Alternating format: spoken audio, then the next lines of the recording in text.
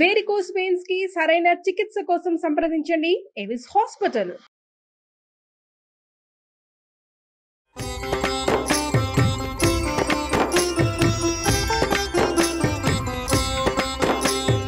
నమస్కారం. విష్ణు పురాణం 17వ భాగంలోకి వచ్చాం. ఊర్వశీ పురూరవుల కథ చెప్పుకుంటున్నాం. గంధర్వుల వల్ల లభించినటువంటి అగ్నికుండికని అడవిలో వదిలిపెట్టి వచ్చేసాడు పురూరవుడు. కానీ తర్వాత మళ్ళీ వెళ్ళి తెచ్చుకొని దాంతో తేవటానికి ప్రయత్నం చేసేసరికి అగ్నికుండిక అక్కడ లేక ఒక జమ్మి చెట్టు, ఒక రావి మొక్క కనపడ్డాయి. ఆ అగ్నే ఈ చెట్టుగా మారుంటుందని భావించి దాంతో అరణిని మధించి చివరికి యజ్ఞం చేసి ప్రపంచమంతా మెచ్చుకునేలాంటి అద్భుతమైన యజ్ఞం చేసి ఊర్వశిని తన దానిగా చేసుకున్నాడని చెప్పుకున్నాం. ఆది కాలంలో ఈ యజ్ఞాలకు ఉపయోగించేటువంటి వైవస్వతాగ్ని కాలాంతరంలో ఆహవనీయము, గార్హపత్యము, దక్షిణాగ్ని అని 3 విధాలుగా అయ్యిందట. కొంతకాలం గడిచిన తర్వాత పురూరవుడికి ఊర్వశి యందు ఆయువు, ధీమంతుడు, అమానసుడు, విశ్వావసుడు, శతాయువు, చిరాయువు అనే 6 కుమారులు కలిగారట. ఈ అమానసుని కొడుకే భీమసేనుడు, అతని కొడుకు కౌంచనుడు, కౌంచనుని కొడుకు సుహోత్రుడు, అతని కొడుకు జహ్నుడు. ఈ జహ్నుడు రాజులలో ఋషిగా ప్రసిద్ధుడు. మనకి జహ్ను పేరు తెలుసు. జహ్ను మహర్షి అనే ఈయన రాజర్షిగా ఉండగా ఒకనాడు యజ్ఞం చేస్తుంటే గంగానది పొంగి ఆశ్రమాన్ని కడిగేసింది. ఇది ఎప్పుడు జరిగింది? భగీరథుడు గంగని శివ జటాజూటం నుంచి భూలోకంలోకి తీసుకొస్తూ ఉన్నప్పుడు అది ఏం చేసింది? గంగ పొంగి ప్రవహించి వస్తూ మధ్యలో ఉన్న జహ్ను మహర్షి ఆశ్రమాన్ని కూడా ముంచెత్తేసింది. ఆ సందర్భాన్ని చెప్తున్నారు.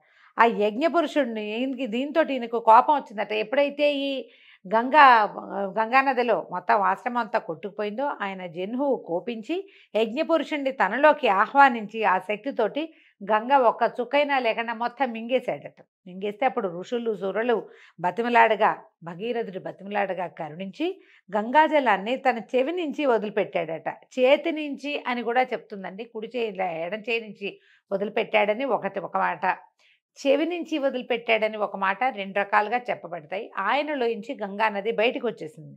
ఆ రావడం వల్లే జహ్నువు నుంచి బయటకు వచ్చింది కాబట్టి గంగకి జాహ్నవి అని పేరు వచ్చింది.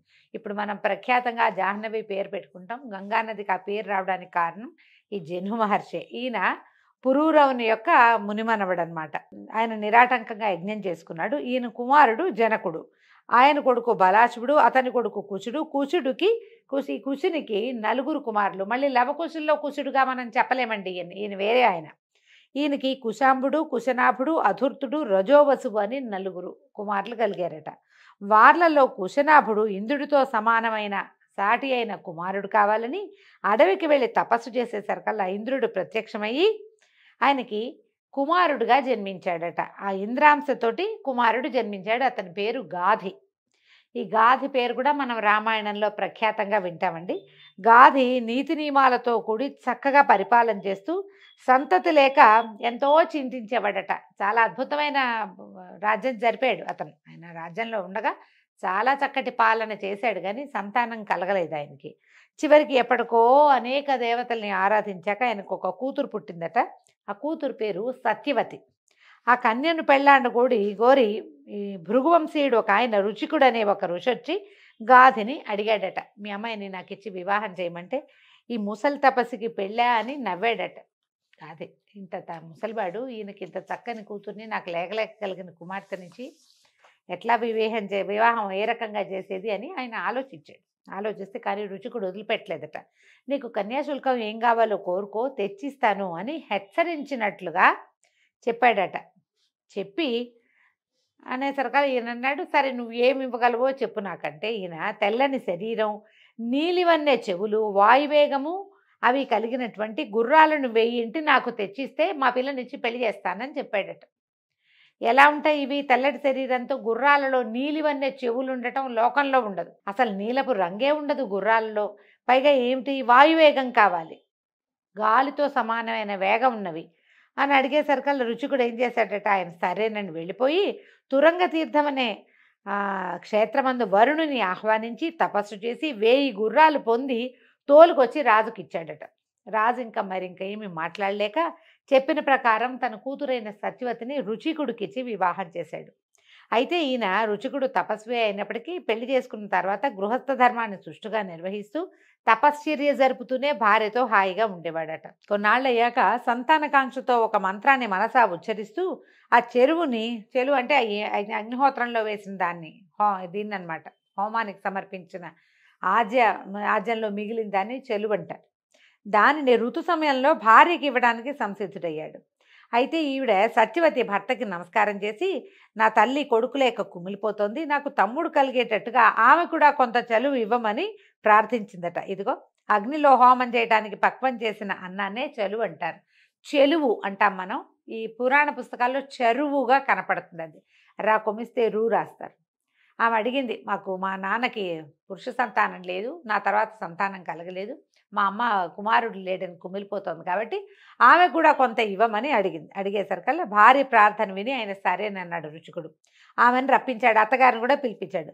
బ్రాహ్మణ క్షత్రియ సంప్రదాయానుసారంగా ఆయా మంత్రాలతోటి చెరువుని కల్పించి ఇద్దరికీ విభజించి ఇచ్చి సమిత్కుశ ఫలాల కోసం అడవికి వెళ్ళాడు. సరే ఆయన ఏర్పాటు చేసి, వీళ్ళకి ఈ సమయం అయిన తర్వాత తీసుకోండి అమ్మా అని ఏర్పాటు చేసి ఆయన దారిని ఆయన పువ్వులు దర్భలు అవి తెచ్చుకోవడానికి వెళ్ళిపోయాడు. అప్పుడు తల్లి కూతురుతో ఏమందంటే, లోకంలో అందరూ తమ కొడుకులు మంచివారుగా ఉండాలని కోరుకుంటారు, అలాగే నీ భర్త నీకు ఇచ్చిన ఆ పాయసం అలాంటిది, నాకు ఇచ్చింది చూడు అంత బాగా కనిపించట్లేదు, ఆ పాయసం బాగా గుమగుమలాడుతోంది, ఇది గుమగుమలాడట్లేదు. అట్లా భావించింది ఆమె. తన సోదరుడు సకల సగుణవంతుడుగా ఉండాలని అక్కయ్యలు కోరటం సహజం లోకంలో. అక్కయ్యలకి ఎప్పుడూ తమ్ముళ్ళ ప్రీతిగా ఉంటుంది. కాబట్టి నువ్వు నీ భర్త ఇచ్చిన చెరువు నాకు ఇచ్చింది నువ్వు, నీకు ఇచ్చింది నేను, నాకు ఇచ్చింది నువ్వు మార్చుకుని ఆరగించాలని నా మాట, నా ఉద్దేశం. అదిగాక బ్రాహ్మణుడు బలపరాక్రమాలు కలవాడై ఉండటం ఆ జాతికి తగంది, పైగా నిరర్థకం కూడా. క్షత్రియుడికి మాత్రం ఉండాలి బలం, ఎందుకంటే అతను రాజ్యాన్ని కాపాడాలి, భూమిని కాపాడాలి. కాబట్టి నాకు అలాంటి కొడుకు కలిగితే రాజ్యం నిష్కంటకంగా పరిపాలించేవాడు అవుతాడు, అది నీకు కూడా మంచిదే కదమ్మా, ఆ రాజ్యంలోనే నువ్వు ఉంటావని ఇలా మంచి మాటలు చెప్పి, నీకు ఇచ్చింది నేను తీసుకుంటాను, నాకు ఇచ్చింది నువ్వు తీసుకొని తల్లి సత్యవతికి నచ్చజెప్పింది. దాంతో సత్యవతి మరి ఇంకేమీ మాట్లాడకుండా ఏం చేశారు ఇద్దరు, ఈవిడ చేతిలో ఉన్నది ఆవిడ చేతిలో ఉన్నది ఈవిడే మార్చుకొని ఆరగించారు పాయసం. ఎవరిళ్ళకి వాళ్ళు వెళ్ళిపోయారు. అడవి నుంచి వచ్చినటువంటి రుచికుడు ఇది గ్రహించి భార్యని అడిగట, ఇదేమిటి ఇలా చేసావు, చెరువు మార్చుకుని నువ్వు మీ అమ్మ ఆరగించారా, నీ గర్భం రుద్రమూర్తిగా పెరుగుతుంది, నేను చెప్పింది ఒకటి నువ్వు చేసింది ఒకటి, క్షత్రియ కర్మలు చేస్తూ శస్త్రాస్త్రపాణి అయి మహానుభావుడయ్యే కొడుకు నీకు, వేదాంతవేది తపస్శాలి బ్రాహ్మణాచారవర్తనుడు అయిన కొడుకు మీ తల్లికి కలుగుతారు అనేసరికల్లా ఆవిడ బాధపడిపోయిందట. అయ్యో, ముని అన్న మాటలు విని సత్యవతి మంటలో కడుపులో మంట వచ్చేసిందట ఆమెకి దుఃఖంతో. భరించలేక భర్త పాదాల మీద పడి, మహాత్మా తెలిసి తెలియని బుద్ధితో చేసిన తప్పు, మీ మాట దాటి ప్రవర్తించాను, అయితే నన్ను మన్నించండి, నాకు పుట్టే కుమారుడి యందు అట్లా క్షత్రియ గుణాలు ఉండకూడదు, అవి మీ మనవడి యందు ఉండేలాగా అనుగ్రహించండి అని బతిమాలింది, ఎన్నో విధాలు అడిగిందట. కుమారుడికి వద్దు, మనవడికి ఉంటే కుమారుడు ఏదో హ్యాండిల్ చేసుకుంటాడు, నాకు మాత్రం వద్దని అడిగేసరికలా ఆయన సరేనన్నట్టు తథాస్తు అన్నాడు. ఆయన తథాస్తు అన్న తర్వాత సత్యవతీదేవికి ఒక కుమారుడు కలిగాడు. ఆ బిడ్డ పేరు జమదగ్ని. ఆమె తల్లి కన్నటువంటి కుమారుడు విశ్వామిత్రుడు. అయితే తర్వాత రుచికుడు తపోవనానికి వెళ్ళిపోయాడు. సత్యవతి కౌశికి అనే నదిగా మారిపోయింది. జమదగ్ని ఇక్ష్వాకు వంశీయుడైన రేణువు అనే రాజు కూతురైనటువంటి రేణుక అనే పేరు కలిగిన కన్యకని పత్నిగా పరిగ్రహించాడు. ఈ దంపతులకు, జమదగ్ని రేణుకాదేవి దంపతులకు దుష్టక్షత్రియ కాలరుద్రుడుగా విష్ణువంశతోటి ఒక కుమారుడు కలిగాడు. అతడే పరశురాముడట. ఈ విశ్వామిత్రునకు దేవతల కోరికను అనుసరించి సునశ్శేపుడు అనేవాడు దత్తపుత్రుడయ్యాడు.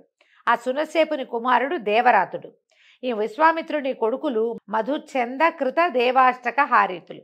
వీళ్ళు మహర్షి కన్యకల్ని పరిగ్రహించారని పరాశరుడు తర్వాత ఇలా చెప్తున్నాడట.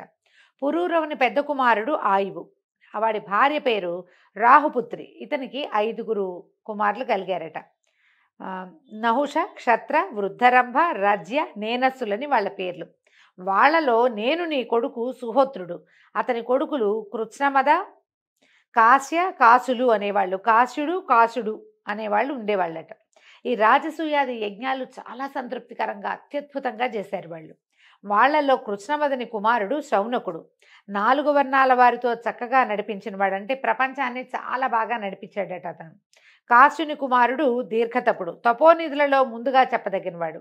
అతని కుమారుడు ధన్వంతరి. ధన్వంతరి కుమారుడు కేతుమంతుడు. అతని సుతుడు దివోదాసుడు. అతను కాశీపతి అయి చల్లని పరిపాలన సాగించాడు. అతని కుమారుడి పేరు త్రివర్ధనుడట. ఎంతో మంది కుమారుల పేర్లండి. ఇవన్నీ ఆయా వంశాలు తర్వాత కొంతకాలానికి జరిగిన రాజ్యాల గురించే చెప్తారనమాట. ఈ త్రివర్ధనుడు కువలయం అనే పేరు కలిగిన గుర్రాన్నెక్కి భూమి మీద తిరుగుతూ ఆ విధంగా కువలయాశ్వుడు అనే పేరుతోటి ప్రసిద్ధుడయ్యాడు. అయితే అతన్ని తండ్రి వత్స వత్స అని పిలిచేవాట. వత్స అంటే ఏం లేదు, కుమార అని, బాబు అని, మనం బాబు అని పిలుస్తాం పిల్లల్ని, ఆ పేరే వత్స. అయితే వత్స వత్స అని పిలవటం వల్ల వత్సుడు అనే పేరుతోటి పెరిగి అతని దేశం వత్సదేశంగా పేరు పొందింది. శత్రురాజుల్ని ఎంతమందినో నిర్మూలించడం వల్ల అతన్ని ఋతధ్వజుడు అని కూడా పిలిచేవారట. అంటే ఎక్కువ మంది శత్రువుల్ని సంహరించడం వల్ల. ఈ కువలయాశ్వుడి కథ మనం దేవి భాగవతంలో వింటామండి. ఇతనికి మదాలస అనే పరమపతివ్రత అయిన భార్య యందు అలర్కుడు అనేటువంటి ఒక కుమారుడు కలిగాడు. ఈ అలర్కుడు లెక్కకు మీర సంవత్సరాల కాలం సకల జనానందకరంగాను రాజ్యాన్ని పరిపాలించాడు. ఆ కాలంలో అలర్కునికి సాటిగా చెప్పదగిన పరిపాలకుడే లేడట. అతని వంశం పుత్రపౌత్ర ప్రపౌత్రులతో ఎంతో అభివృద్ధి చెందింది. ఆ తర్వాత పురూరవుని యొక్క మనవడు రజి, అతని కూడా లెక్కకు మిక్కిలిగా కుమారులు కలిగారట. పరాక్రమ ప్రాభవంలో సాటి లేదట ఆ రజికి. పోరాడవలసి వస్తే ఇంద్రుడిని కూడా ముప్పు తిప్పలు పెట్టి 3 చెరువులు నీళ్లు తాగించగలిగినంత ప్రతాపశాలట. ఆ కాలంలో ఒకసారి దేవదానవులు బ్రహ్మ వద్దకు వెళ్ళి, తాత మాకు యుద్ధం జరిగితే మాలో గెలుపెవరిది అని అడిగితే, పురూరవుని మనవడు రజి ఎవరి పక్షానుంటే వాడిదే గెలుపని బ్రహ్మదేవుడు కూడా చెప్పాడట. రజి అంత పరాక్రమశాలిగా ఉండేవాడు. తర్వాత దానవులు తొందరగా రజి వద్దకు వచ్చి, మా పక్షాన నుండి యుద్ధం చేయనాయన అని బతిమలాడారట. బతిమలాడితే, సరే మీకు సహాయం చేశాను అనుకోండి, ఒకవేళ మీకు గెలుపు కలిగితే నన్ను ఇంద్రుణ్ణి చేస్తారా మీరు అని రజి అడిగాడు. అడిగితే వీళ్ళేమన్నారు, మాకందరికీ పెద్ద సామాన్యుడు, అతనే మాకు ఇంద్రుడిగా ఉండదగినవాడు, మేము ఇప్పుడు యుద్ధం చేసేది అతన్నే ఇంద్రుడు చేయడానికి, మరి నిన్నెట్లా చేయటం అని ఆలోచించి, ఇట్లా కుదరదు మా వల్ల కాదని దానవులు వెళ్ళిపోయారట. కాసేపు అయిన తర్వాత దేవతలు కూడా వచ్చి దానవులు ఎట్లా రజిని అడిగారో అదే విధంగా మా వైపు నుండి యుద్ధం చెయ్యి అని అడిగితే, రజి దేవతల్ని కూడా అడిగాడు, నన్ను ఇంద్రుణ్ణి చేస్తారా అని. సరే వాళ్ళేమనుకున్నారు, మనకి రాక్షస బాధ లేకపోవటమే ఇంపార్టెంట్, ఇంద్రుడు ఎవరైనా పర్వాలేదు అని ఆలోచించి, నీకు ఇంద్రపదవి ఇస్తాము, నువ్వే మా ఇంద్రుడివి, ముందు యుద్ధం చేయమన్నారు. ఇతను ఏం చేశాడు, ఈ రజి దేవగణాలతో పోయి యుద్ధానికి వెళ్ళి రాక్షసులందరినీ జయించేశాడు. వీళ్ళని ఎంతో సంతోషపెట్టాడు దేవతల్ని.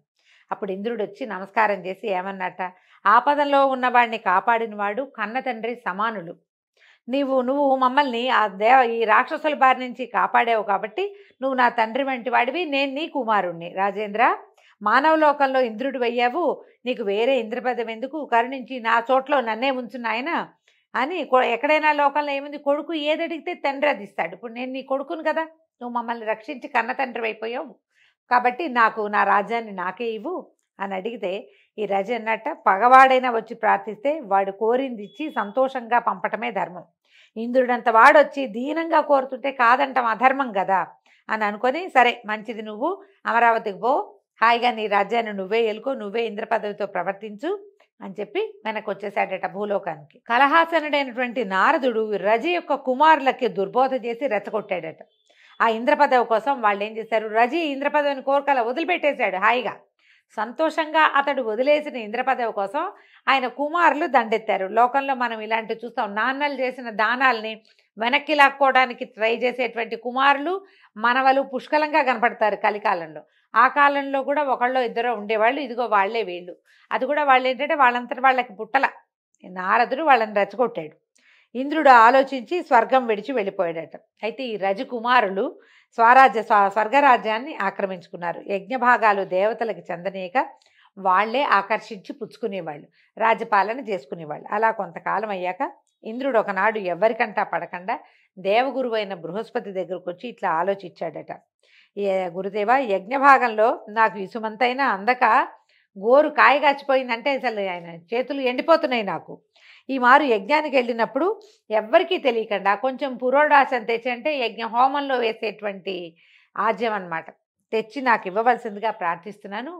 మన్నించు, నన్ను క్షమించు, ఈ పని చేయిస్తున్నాను నీతోటి అంటే ఇంద్రుడి మాటలకి దేవగురువైన బృహస్పతికి మనసు కరిగిపోయిందట.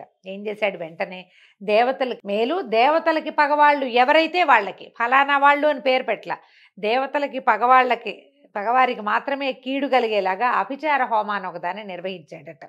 దాని ప్రభావంతో రజి యొక్క కుమారులు దుర్వివేకులై యజ్ఞాలు చేయక ఎవరితోనూ చేయనివ్వక వేదాలను వేదక్రియలను ద్వేషిస్తూ బ్రాహ్మణులను నిష్కారణంగా పట్టి పీకలు నూలుతూ ఇలా దుష్ప్రవర్తకులై చివరికి వారిలో వారు పగబట్టి తన్నుకుని చచ్చిపోయారట. ఏదైనా ఒక వంశము ఒక ఇది నాశనం అవ్వాలంటే ఇట్లా అభిచారం చేస్తే వాళ్ళలో వాళ్ళే కొట్టుకుని చచ్చిపోతారు చివరికి. ఈ విధంగా అమరావతి ఇంద్రపదవి సురరాజ్యము మళ్ళీ ఇంద్రుడికి స్వాధీనమైంది. ఇంద్రుడు వచ్చి తన రాజ్యంలో సుఖంగా ఉంటూ యజ్ఞాది వైదిక క్రియలు జరిపిస్తూ యజ్ఞభాగాలు గైకొంటూ ఆనందంగా ఉన్నాడు. ఈ చరిత్ర విన్న వాళ్ళకి స్థానభ్రష్టత్వం ఉండదు. ఏదైనా సమస్య వచ్చి మనకు స్థానం నుంచి వెళ్ళిపోయే ప్రాబ్లమ్స్ ఉన్నవాళ్ళు ఈ విష్ణు పురాణంలోని ఈ ఇంద్ర పదవి పోవటం రజి యొక్క కుమారుల గాథ గనక వింటే ఆ సమస్య రాదని పరాశర మహర్షి మైత్రేయుడికి తెలియజేశారు. తర్వాత చెప్తున్నారు, క్షప్రివృద్ధుని సంతతి మిక్కిలిగా విస్తరించింది. దంభుడు సంతతి లేనివాడే తపశ్చర్యలో మునిగాడు. నహుషునకు 6 కుమారులట. యతి, యయాతి, సంయాతి, ఆయాతి, నియతి, కృతి అని వాళ్ళ పేర్లు. యతి రాజ్యసుఖాలు అంగీకరించక యతీశ్వరుడైపోయాడట. యయాతి రాజ్యాభిషేక్తుడై శుక్రుని కుమారుడైనటువంటి దేవయానిని వృషపర్వుని కుమార్తె అయినటువంటి శర్మిష్ఠని పరిగ్రహించి ఆనందంగా ఉన్నాడు. అయితే యదువు దుర్వసువు అనేవాళ్ళు దేవయాని యొక్క కుమారులు. దృహ్యుడు ఆసువు పూరుడు అనేవాళ్ళు శర్మిష్ఠ కుమారులు. అయితే యయాతి శర్మిష్ఠని ఎక్కువ ప్రేమగా చూస్తూ దేవయానిని అంతగా చూడకపోవటం వల్ల మావగారైనటువంటి శుక్రుడు యయాతిని శపించాడట. యయాతిని మావగారు ఏమని శపించారు, యయాతి తన యొక్క శాపాన్ని ఏ విధంగా పోగొట్టుకున్నాడో రేపు ఉదయం భాగంలో తెలుసుకుందామండి. అంతవరకు సెలవు, నమస్కారం.